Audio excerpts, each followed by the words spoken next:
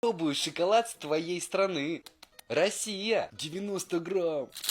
О, шикарный аромат. Да это очень вкусно. Россия 10 баллов. Германия. 80 грамм. По аромату очень похож на Яшкино. У Германии сам шоколад немножко мягче.